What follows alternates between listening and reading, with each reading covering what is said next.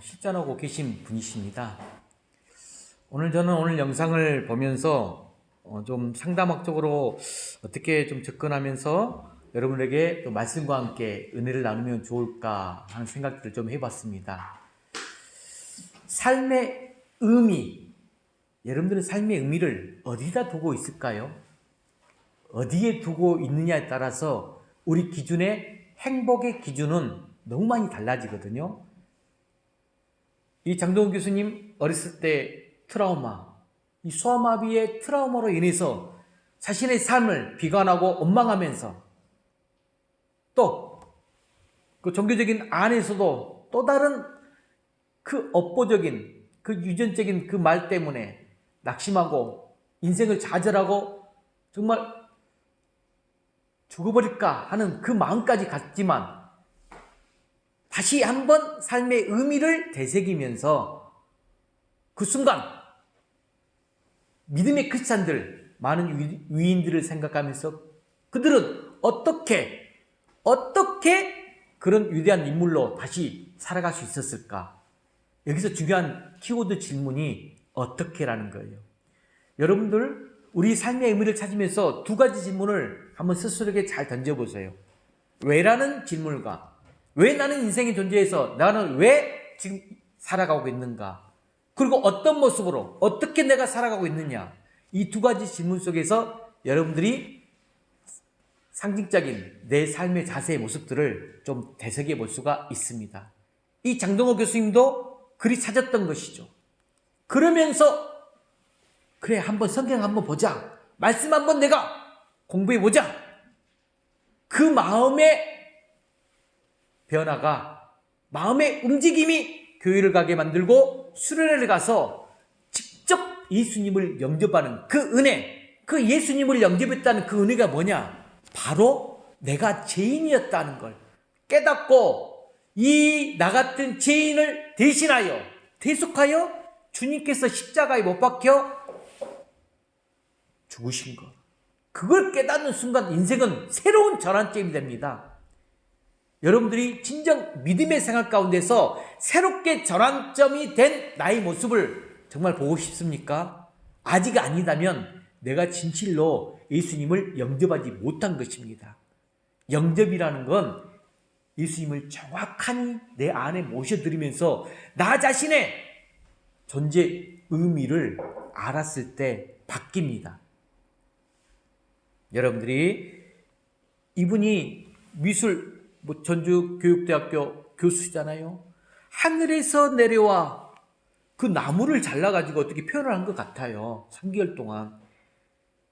너무나 힘든 시간에 3개월 동안의 작품 시절이었지만 그걸 하면서 수상작에서 했던 소감. 나무를 파내면서 작업을 하다 보니 손목, 발목, 물론 몸 전체가 다 망가지는 것 같았지만 자신이 받은 그 하나님의 사랑, 그 사랑을 전하고 싶어서 멈출 수가 없었다. 하나님의 선비 가운데, 내가 섭리 가운데 있다는 걸 많은 사람들 앞에 보여주고 싶었다. 저는 오늘 여러분들 특송, 주 하나님 지으신 모든 세계, 이 찬양은 굉장한 찬양입니다. 제가 개인적으로 이 찬양은 하나님의 섭리 가운데 전지전능, 그걸 내 가슴 깊이 하나님 앞에서 인정하면서 찬양과 영광 올려드릴 때 제가 이 찬양을 많이 부릅니다. 우리는 하나님의 정말 계획과 다스림 속에 섭리 가운데 있음을 여러분들이 알고 그걸 받아들이면 우리의 인생의 현 주소가 바뀌게 됩니다. 그래서 저는 개인적으로 오늘 찬양을 부르면서 너무나 가슴을 뜨겁게 주님의 높고 위대하심을 찬양하면서 나아갔습니다. 오늘 저는 귀한 인생의 현 주소, 이걸 통하여서 어떻게 우리의 삶 가운데서 우리 시점을 바라볼지 다시 한번 살펴보고자 합니다. 자, 어떤 젊은 의사가 갑자기 체중이 줄면서, 젊은 의사인데 갑자기 체중이 줄어요. 몸이 자꾸 피곤해짐을 느껴요. 그래서 동료 의사에게 진찰을 받았다 합니다. 진찰 결과 위암이 걸렸어요. 더욱이 앞으로 1개월밖에 살 수 없다는 시한부 선언을 받게 되었습니다. 그런데 여러분, 아이러니컬하게도 지금 이 의사는 누구다? 위암을 전공한 의사였다는 거예요. 젊은 의사인데 전공이 위암 전공이에요. 더욱 유감스러운 것은 그가 지난 10년 동안 단 한 번도 암에 대한 진찰을 받지 않았다는 거예요. 암에 걸린 지 벌써 3년이나 되어 이제는 손 쓸 수가 없게 되어버렸어요. 6개월 전에만 알았더라도 치료할 수 있었던 것인데 지금 아무런 안타까운 상황에 빠져버렸어요. 숙녀나 거기 아래에 보면 스위치가 있을 거예요. 아니면 앰프 밑에 그 전원 스위치 오른쪽에 그거 한번 눌러주세요. 빨간 버튼. 그럼 유아실에서 소리가 들리거든요. 자, 다시 한번 제가 말씀 한번 드리겠습니다. 이 젊은 위암에 걸린 이 상황을 제가 말씀드렸는데, 자 보십시오. 자신은 지금 많은 환자를 치료하고 있어요. 그런데 정작 자신은 치료하지 못한 그 모습, 아니 진단조차도 하지 않았다는 것이에요. 바로 여기에 문제가 있다는 것이죠. 왜 자기가 자신을 몰랐을까? 그 많은 사람을 진찰하면서 왜 자기는 자신을 진찰할 생각을 하지 못했을까 하는 말이에요. 자, 그 이유는 다른 데에 있지 않았죠. 여러분 이거 한번 잘 생각해 보세요. 자신의 모습을. 정작 자기는 외시했기 때문에 그래요. 우리 삶을 살면서 자신을 외시하는 경우가 종종 있거든요. 환자를 우리가 많이 진찰하면서 나도 환자요, 다른 사람이 죽는 것을 보면서 나도 죽을 것이요, 다른 사람이 죄진 걸 보면서 나도 죄인이라는 것을 진작 알았어야 한다는 말씀입니다. 우리는 교회를 다니면서도 내가 죄인이라는 걸 알지 못해. 다른 사람만 죄인이라고 우리는 생각하고 있어요. 이렇게 다른 사람을 보면서 여러분들 알아야 될 게 뭐냐면 나 자신의 모습을 볼 수 있는 객관적 시각이 필요하다는 거예요. 객관적 시각. 오늘 굉장히 중요한 부분입니다. 나를 알기 위해서는 객관적 시각이 필요해요. 그래야 나를 알 수가 있어요. 성경을 보고 나를 알아야 돼요. 이 시간에도 똑같이 말씀을 들어요. 성경을 보고 있어요. 똑같은 영상을 봤어요. 그럼에도 불구하고 자신에게 적용하지 못한 채, 무엇을 말하는지 못한 채 주관적인 판단과 시각만 갖고 있으면 안 돼요. 객관적 시각. 역사를 보고 나를 알고 주변의 다른 사람을 보고 나를 아는 것이 필요하다는 것입니다. 이러한 객관적 시각이 없다면 자기 자신에게 몰입이 돼요. 자기 자신에게 몰입이 돼. 자기의 어떤 사고, 신념, 가치관, 그 주체성에 몰입이 되어 오히려 내가 누구인지 자기 자신을 알 수 없게 된다는 것이에요. 그러므로 저는 오늘 정말 말씀을 통하여 이 시간 자기 자신, 나 자신을 성찰하고 나 자신을 볼 수 있는 하나님의 은혜가 여러분과 함께 하기를 주의 이름으로 간절히 축복합니다. 저는 오늘 정말 제가 만난 분 한 분 중에 제가 오늘 말씀에 준비하는데 어떻게 보면 큰 도움이 됐어요. 그래서 너무나 이 트라우마, 오늘 영상도 제가 트라우마를 보여줬는데 트라우마에 빠져서 자기 자신을 볼지 모르는 채 정말 협소적으로 주관적으로 살아가면서 너무나 아픈 관계성에서 또 하나님과의 관계성에서 살아가는 그 어려움을 보고 제가 오늘 말씀을 준비했습니다. 특별히 아담을 통해서 여러분과 함께 살펴보고자 하는데, 여러분, 우리 아담은 우리 인간을 대표하고 있어요. 우리는 이 아담의 이야기를 통하여 오늘의 내 모습을 볼 수 있어야 돼요. 오늘의 자기 자신의 모습. 자, 오늘 본문 말씀은 우리 자신의 모습을 볼 수 있는 영적인 시각을 열어줄 수 있어요. 잘 들어보세요. 내가 내 자신이 어떤 사람인가, 나의 영적 시각, 여러분들도 한번 느껴보고 싶지 않습니까? 잘 적용해 보세요. 사도 바울이라는 인물은 이 아담을 신학적으로 조명해 주었는데 그리스도와 우리와의 관계를 이 아담의 대표성에 초점을 두어서 제1아담 또는 제2아담으로 설명해 주고 있습니다. 약간 신학적인 의미입니다. 자, 로마서 5장 12절 13절 말씀을 보게 되면 아담에 대한 신학적 이론이 논리 정연하게 전개되어지고 있거든요. 자, 우리가 내가 PPT로 안 넣었는데 한번 찾아볼까요? 로마서 5장. 자, 여러분 성경책을 찾아보세요. 12절 13절. 신약 246쪽입니다. 로마서 5장 12절 13절. 신약 246쪽. 자, 우리 한 목소리로 함께 읽어봅시다. 로마서 5장 12절 13절 246쪽 시작. 그러므로 한 사람으로 말미암아 죄가 세상에 들어오고 죄로 말미암아 사망이 들어왔나니 이와 같이 모든 사람이 죄를 지었으므로 사망이 모든 사람에게 이르렀느니라. 죄가 율법 있기 전에도 세상에 있었으나 율법이 없을 때에는 죄를 죄로 여기지 아니하였느니라. 이 말씀은 신학적으로 아주 큰 의미를 내포하고 있어요. 그냥 단순하게 읽고 넘어가는 부분이 아니에요. 신학적 이론이 논리 정연하게 나와 있는데 우리는 아담을 통해서 원초적인 인간, 본래적인 인간, 대표적인 인간의 정체를 분명하게 볼 수 있어요. 여러분들 조금 인생을 살아보면서 아까 제가 서론에 나는 누구인가, 내 삶의 의미를 찾아볼 때 왜, 어떻게라는 질문을 던져보라겠어요.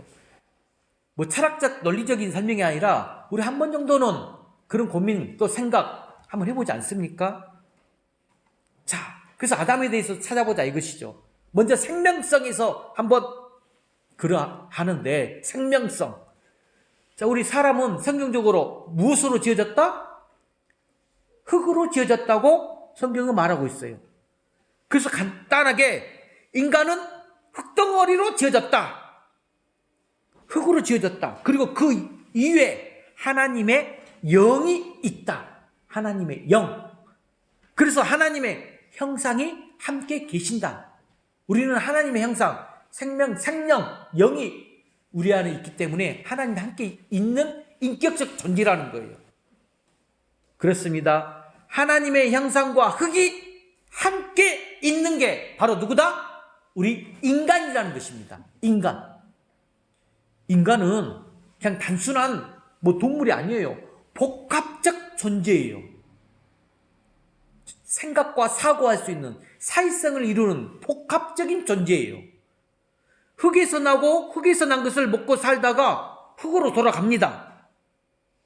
그런데 하나님의 형상이 함께 하실 때 우리 인간은 바로 인간임을 우리에게 분명히 보여주고 있어요. 안 그러면 여러분 일반적 동물과 똑같이 이 땅의 삶을 살아가는 인간들이 많아요. 자, 생명성은 한번 제가 설명했고 두 번에 동시에 우리의 삶의 형상도 보여주고 있는데 자, 인간은 한 남자와 한 여자를 공동체를 이루어 행복하게 살도록 지음받았어요. 처음에 남자와 여자와 만들어서 가정을 이끌고 행복하게 살 수 있도록 지음받은 공동체적 삶. 또한 만물을 다스려 살도록 했어요. 사랑의 관계 속에서 살도록 지음받았어요. 우리는 모든 관계 공동체에서 사랑의 관계 공동체예요. 다스린다고 하는 이 책임, 여러분 다스린다? 우리 하나님의 특별한 선물인데 이건 책임 있는 아주 중요한 것입니다. 그 속에 행복의 뿌리가 있거든요. 만물을 다스리라. 이 말씀 속에는 정치적인 욕망, 정치적인 영역이 숨어 있어요. 그런가 하면 그 지배와 자유와 특권 속에 무엇이 있다? 행복이 있다는 것이에요. 행복. 그래서 하나님께서는 선악과를 만들어 두셨죠. 그냥 선악과를 만들어 놓아서 우리를 시험하고 테스트하는 게 아니에요. 선악과를 만들어 놓으시고 너희는 먹지도 말고 만지지도 말라. 너희가 죽을까 하노라 라고 말씀하셨어요. 자, 이 말씀을 좀 쉽게 풀이하자면 이렇게 생각해 볼 수가 있어요.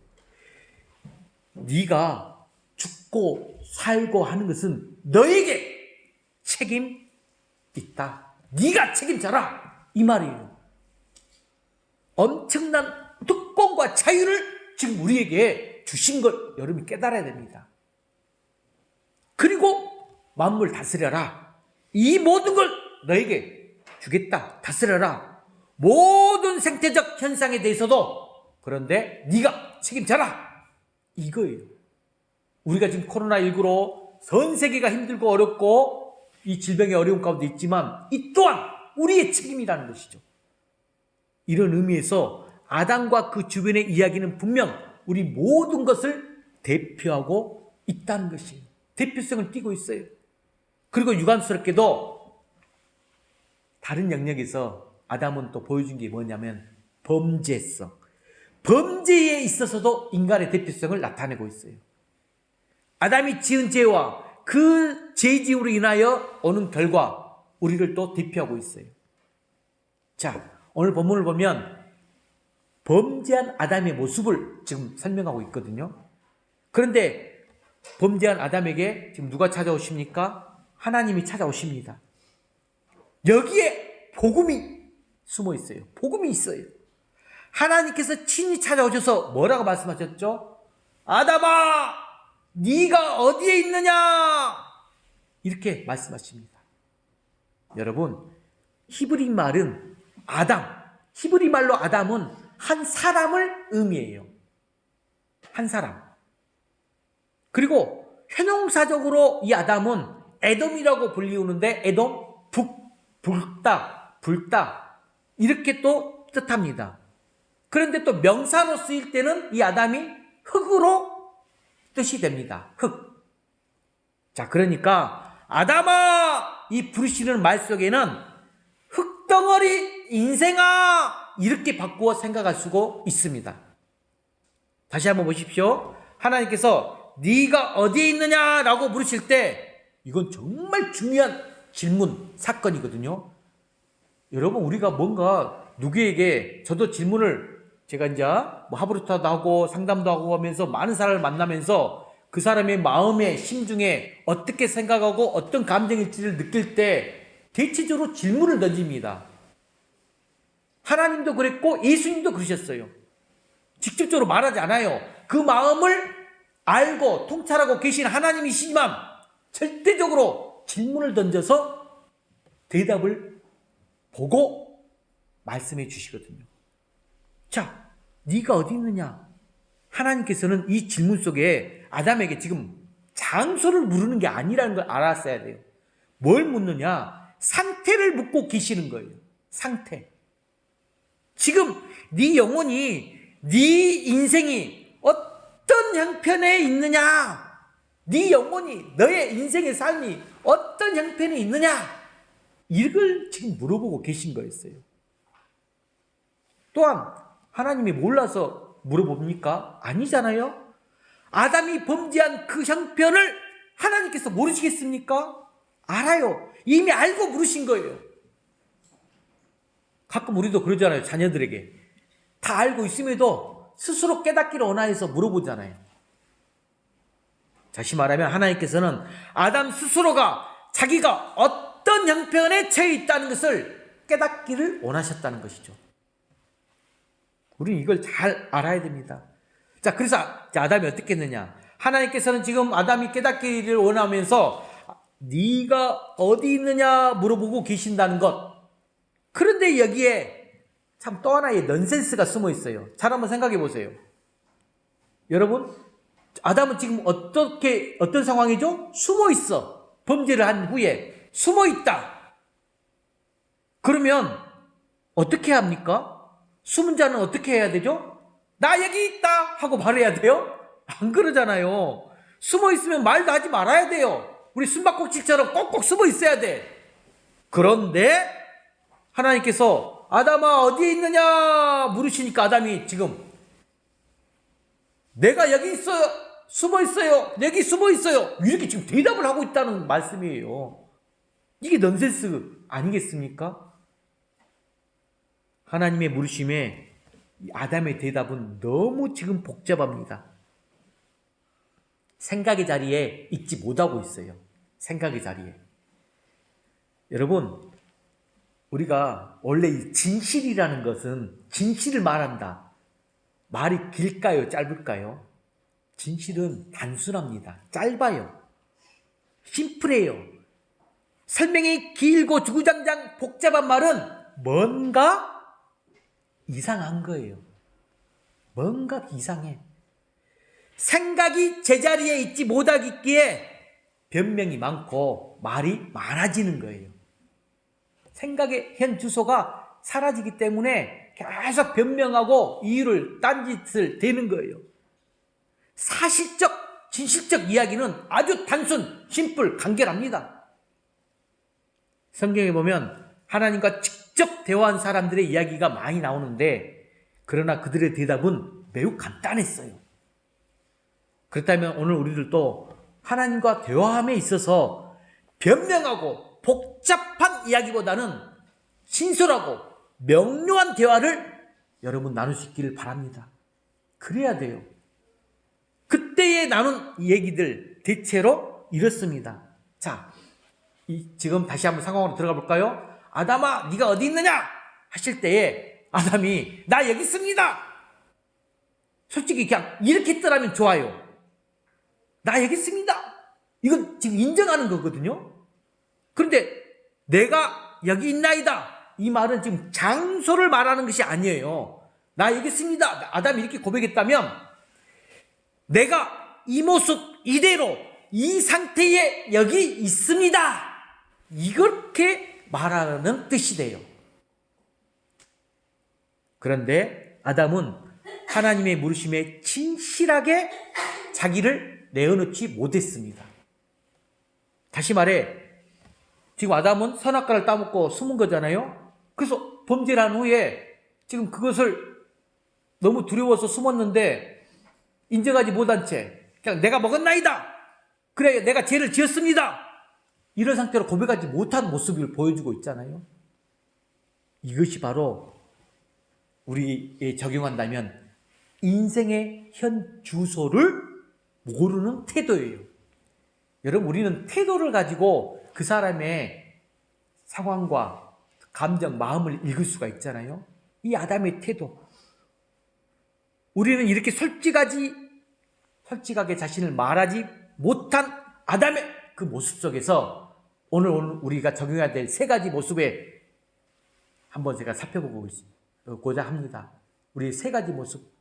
자, 아담은 우리에게 이 세 가지 모습을 보여주고 있어요. 첫 번째가 아담은 지금 두려워하고 있는 모습 속에 있어요. 두려워하고 있습니다. 그런데 문제는 두려워 벌벌 떨고 있는데도 여러분 두려워하고 있어. 불안해하고 있어. 그런데 원인을 모른 채 두려워하고 있다는 거예요. 원인을 모른 채. 즉 아담은 하나님을 두려워하고 사람은 부끄러워하고 있는데 하나님과의 이 관계를 회복하려는 생각은 전혀 하지 못하고 있다는 것. 생각의 어떤 전 주소가 사라져버렸기 때문에 우리들도 살다 보면 너무나 당황스러운 마음이지 생각의 현 주소가 사라져가지고 어찌할지를 모른 채 막 말을 함부로 또 이상한 소리를 하는 경우가 많잖아요. 아담이 지금 그런 상태예요. 두려움이라는 결과에 대해서만 신경을 쓰고 있을 뿐 원인 부정하고 있어요. 그 원인에 대해서는 생각조차 못하고 있습니다. 자기 자신에도 한번 잘 적용해 보세요. 인도의 설화 중에 이런 이야기가 있습니다. 한번 들어보세요. 어느 마술사가 쥐새끼 한 마리가 있어. 그 한 마리를 잘 관찰하고 있었어요. 마술사가 가만히 보니까 이놈이 항상 달달달달달 두려움에 떨고 있는 모습을 안타까워했어요. 이리저리 눈치만 살피면서 괴로워하고 있는 모습, 그걸 봤어요. 그래서 마술사가 그 쥐에게 너는 왜 그렇게 늘상 떨고만 있느냐? 물어봅니다. 그랬더니 쥐새끼가 하는 말, 저 고양이 때문에 그래요. 언제 어디서 고양이가 나타날지 몰라서 이렇게 두렵고 떨고 있어요. 하고 대답을 했답니다. 마술사가 그래 그까지 고양이 때문이라면 내가 네 모양을 바꿔주마. 자, 그래서 마술사는 지에게 마술을 걸어서 고양이로 만들어 주었습니다. 그런데 평안하게 있어야 할 고양이, 그 고양이가 전과 같이, 자, 지가 이제 고양이를 변했잖아요. 그 고양이 모습에 있는 그 고양이가 전과 같이 또 똑같이 벌벌 떨고 있어요. 그 또 물어봐요. 왜 그러느냐? 물어보니까 이때 고양이가 또 뭐라고 말한다? 개 때문입니다. 그래서 이번에는 개로 만들어 줬어요. 그런데 전보다 더 벌벌 떠는 거예요. 아니 또 왜 그러느냐? 하고 마술사가 물어보니까 호랑이 때문에 이번에는 그렇습니다. 또 말하는 거예요. 그래 그렇다면 마술사는 이제 천하에 무서울 것이 없는 내가 호랑이로 만들어 주마. 사나운 호랑이로 만들어 줬어요. 자, 마술사는 이제 좀 편안해졌겠지 하고 마음을 놓은 채 지켜보았습니다. 그런데 이번에는 전보다 더 몇 배나 더 딸린 두려운 모습 속에 있어요. 마술사가 답답해가지고 도대체 왜 그러느냐 묻자 이번에는 저를 잡으러 다니는 저 사냥꾼 때문에 그렇습니다 하고 대답을 하자 이야기를 듣고 마술사는 이렇게 말합니다. 너무나 어이가 없잖아요. 마술사는 이제는 할 수 없다. 너는 쥐새끼밖에는 못 되겠다. 어차피 두려워할 것이라면 원점으로 돌아가는 것이 낫겠다 하고 결국 마술사는 이 호랑이를 원래 쥐새끼로 만들어 버렸다고 말합니다. 하나의 이야기인데 설화입니다. 인도에. 뭘 지금 내포하고 있을까요? 여러분들도 혹시 무엇 때문에 걱정하고 계십니까? 무엇 때문에 두려워하고 있습니까? 무엇 때문에 제가 이렇게 질문했지만 또 약간 직원적으로 말하면 왜 두려워하고 계십니까? 왜 걱정하고 있습니까? 왜라는 말을 딱 적용할 수가 있어요. 이거 한 가지만 해결되면 될 것이다. 돈만 벌면 될 것이다. 지만 얻으면 될 것이다. 이렇게 생각하지만 실로 우리는 끝없이 계속 우리 삶 속에서 두려움에 쫓기고 있지 않습니까? 여러분의 지금 현 주소를 한번 생각해 보시길 바랍니다. 무엇 때문에 내가 염려, 근심, 걱정, 불안, 공포에 떠는 것 도대체 무엇 때문에 하고 있는지 보십시오. 아담은 지금 두려워하고 있습니다. 그러나 두려워할 것, 진정 두려워할 것을 두려워하지 못하는 데에 문제가 있어요. 그저 불안과 공포에 떨고 있는데 이러한 두려움을 해결할 수 있는 유일한 방법, 해결책 여러분 다 알고 있잖아요. 세상은 사단 마귀가 우리에게 가장 어려움과 문제점, 삶 가운데 분열과 파괴를 일으키는 정서적인 부분이 두려움, 불안이에요. 이걸 이용해서 우리를 무너뜨리는데 우리는 이걸 회복하기 위한 방법은 하나님과의 관계의 회복이에요. 하나님과의 관계 회복. 그런데 이것을 해결하지 못하고 있기에 두려움에 떨고 있는 거예요. 그러면 오늘 우리들도 진정한 두려움이 뭔가를 발견하고 하나님 안에서 진정한 자유를 얻는 우리 붕화물의 모든 고속들이 될 수 있기를 주의 이름으로 간절히 축복합니다. 자, 두 번째. 자, 아담의 모습에서 첫 번째 두려워하는 모습을 봤고 두 번째는 변명하는 지금 모습, 변명하는 상태에 있는 아담의 모습을 볼 수가 있어요. 자, 잘못된 것 알고 있습니다. 그러나 그것이 내 책임이라고 생각하지 못하고 어떻게 하든지 그 책임을 남에게 전가해 보려고 하는 모습이에요. 그래서 오늘의 말씀처럼 선악과를 왜 먹었느냐 이렇게 하나님께 물어보실 때 아담이 뭐라고 했죠? 제 아내가 주어서 먹었습니다 라고 지금 대답하고 있어요. 누구에게 책임을 전가한 거죠? 여자에게. 하나님이 지금 그 여자, 하나님이 주신 여자, 나와 함께한 여자, 그가 나무 열매를 내게 주었으므로 내가 먹었나이다. 멋진 합리화죠. 지금 하나님께서 내게 주신 여자, 이렇게 감히 말하고 있는 거예요. 하나님께 책임을 돌리고 있는 것입니다. 그뿐입니까? 여기에 좀 더 설명을 또 붙이자면, 하나님께서 저 여자를 내게 주셔서 나를 지금 행복하게 하신 것이 문제입니다. 이렇게 지금 따지고 있는 것입니다. 아담은 지금 행복한 삶을 살고 있는 거예요. 그 여자가 인해서. 그게 문제라는 거야. 다시 말하면, 예를 들어 여자가 지금 나를 힘들게 못생겼어, 막대먹는 행동을 해. 그러면 아마 선악과를 나에게 줬을지라도 나는, 그래, 너나 먹고 잘 살아라, 너나 먹고 죽어라, 이렇게 했을지도 모른다는 거야. 그런데 아담은 살 중에 살이요 뼈 중에 뼈인 이 화를 사랑했던 거지. 사랑합니다. 그러자 아담은 그 사랑하는 여자가 주니까 차라리 그 사랑하는 마음으로 우리 같이 죽자 하면서 선악과를 따서 먹었다는 거죠. 어쨌든 하나님께서 금하신 선악과를 먹은 죄를 짓고 나서 아담은 허둥지둥 자기 자신에게 책임이 아니라 다른 데로 책임을 전가합니다. 아내 때문이요, 하나님 때문이요, 가정 때문이요, 행복 때문입니다. 이렇게 지금 책임을 전가시키고 있습니다. 나 이외의 다른 어떤 환경에 원인을 기속시키고 싶어하는 이 무책임한 존재로 전락하고 맙니다. 그런데 이 부분도 우리 안에 누구나 다 있지 않습니까? 이와 같이 변명이라고 하는 것은 그 사람을 영원히 자유하지 못하게 만드는 것이에요. 변명은. 오늘날에도 보면 많은 사람들이 누구 때문에, 정치 때문에, 무엇 때문에 하고 책임을 서로 전가하고 있습니다. 스스로는 자기 자신을 주로 뭐라 하죠? 그냥 피해자 콤플렉스에 빠져요. 그러나 문제는 누구 때문에 내가 불행한 것이 아니라 나 때문에 다른 사람이 불행한 것이다 라고 생각을 가질 수 있어야 됩니다. 이 생각의 현주소가 바뀌어야 돼요. 여러분, 다윗 왕을 한번 살펴보세요. 다윗 왕, 그는 변명이 없었어요. 다윗은 분명히 밧세바 때문에 실수는 했습니다. 하지만 다윗은 그 많은 참여로 속에서 그 여자 때문, 이런 말 단 한마디도 없다는 것이죠.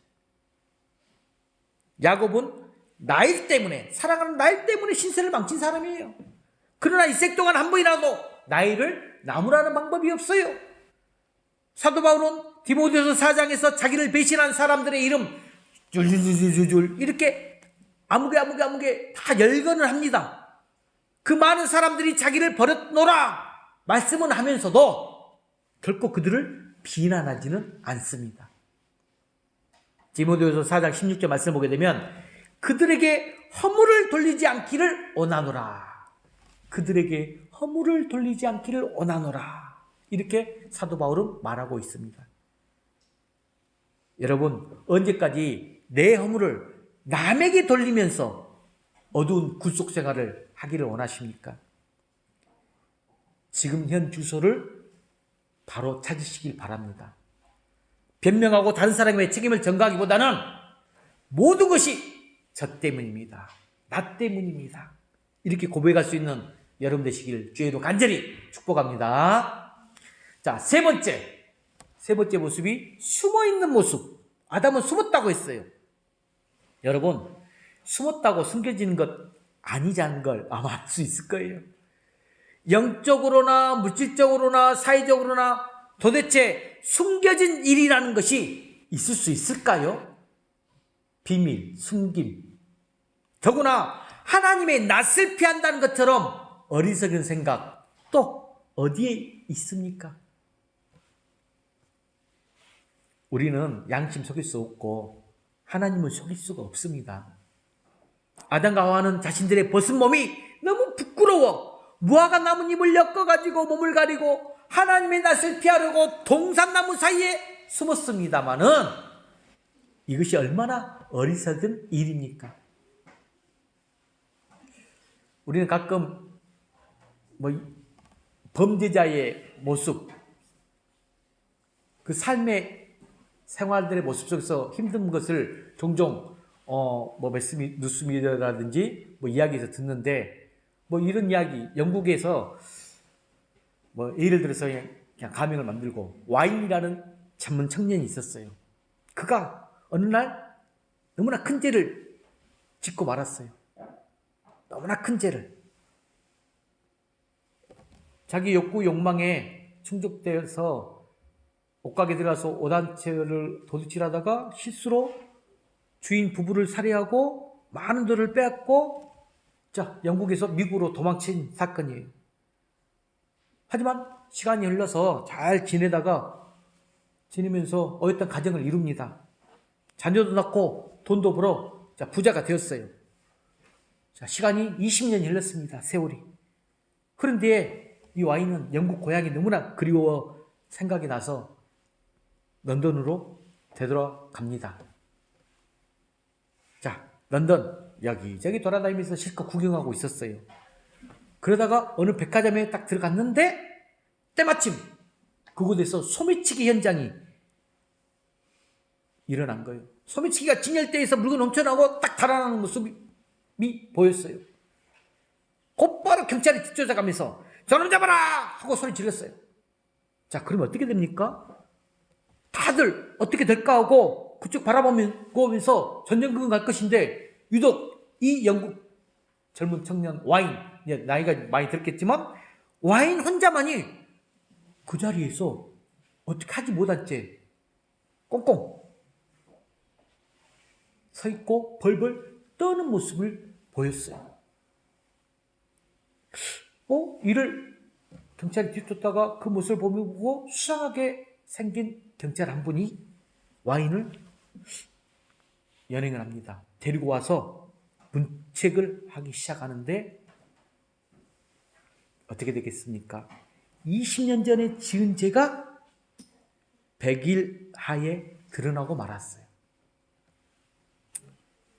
이런 이유로 와인은 이제 체포되고 형벌을 받게 되지만 그것보다 현재 체포는 되었습니다. 그게 중요한 게 아니죠. 지난 20년 동안 삶, 진정으로 자유할 수 있었을까요? 이 점을 잊지 말아야 된다는 것이죠. 우리는 도피 불가능합니다. 변명도 불가능합니다. 다 헛된 일이에요. 원점으로 돌아가서 내가 죄를 지었나이다. 저 사람의 죄도 내 책임입니다. 이렇게 분명히 말했다라면 얼마나 아름다워진 모습이 될 수 있을까요? 그렇다면 하나님께서 다시 한번 우리는 기회를 주십니다. 하나님은 긍휼의 하나님으로서 우리가 원점을 돌아가서 자신이 인정하고 자신의 잘못과 실수, 죄를 범죄할지라도 인정하고 회개하고 나가면 하나님은 다시 한번 우리에게 기회를 주셔요. 만약에 아담도 그랬더라면 이 아담과 하와가 에덴 동산에서 쫓겨나는 불행도 없었을 것입니다. 숨어있는다고 해서 숨는 게 아니라는 것이죠. 주 안에서 살아가는 성도 여러분 진실 어디에 있을까요? 진실은 어디에 있을까요? 언제 진정한 내 모습, 자신의 모습 바로 찾을 수 있을까요? 어느 때에 내 지금 인생의 현 주소를 바로 깨달을 수 있겠습니까? 저는 오늘 여러분들이 지금 이 시점에서 지금 여기에서 인생의 현 주소를 바르게 다시 한번 세워보기를 간절히 축복합니다. 하나님께서는 묻고 계세요. 아담아, 너는 어디에 있느냐? 어떤 상태에 있느냐? 오늘 또 묻고 계시듯이 우리에게도 묻고 있습니다. 이에 우리는 위선과 거짓 이 부분을 활짝 벗어버리고 제가 여기에 있습니다. 저 여기에 있습니다. 라고 바로 응답할 수 있는 여러분 되시길 바랍니다. 여기에 있다는 말이 바로 주님 앞에 진실성 있게 간단 명료하니 자신을 인정하며 드러내는 것입니다. 그리하여 그리했을 때 하나님이 우리의 마음의 중심을 알고 더 따뜻하게 부드럽게 은혜롭게 놀라운 그 사랑의 음성 가운데 여러분의 귓가에서 내가 너를 사랑한다, 사랑하는 데 따라 하면서 안아주시면서 여러분들을 정말 축복하면서 하나님의 놀라운 은혜와 사랑으로 이끄실 것입니다. 그런 은혜의 자리에 나아가는 귀한 풍암우리의 모든 고속들이 되시길 주의 이름으로 간절히 축복합니다. 기도하겠습니다. 하나님 아버지 감사합니다. 너무나도 어둡고 괴로운 시간 속에 살면서 방황하고 있는 저희들을 오늘 또 불러주신 것을 감사드립니다. 먼저는 하나님과의 관계를 개선하면서 주님의 부름 앞에 진실하게 응답할 수 있는 우리 주님의 자녀들이 되게 하여 주시옵소서. 새롭게 주님의 음성을 듣고 새 사람으로 다시 태어나며 새로운 세계에서 살아갈 수 있는 귀한 주님의 자녀들이 되게 하여 주시옵소서. 주님을 반가이 대할 수 있고 이웃을 사랑으로 대할 수 있는 사람들로 거듭 태어나게 하여 주시옵소서. 거룩하신 예수 그리스도 이름으로 기도드리옵나이다. 아멘.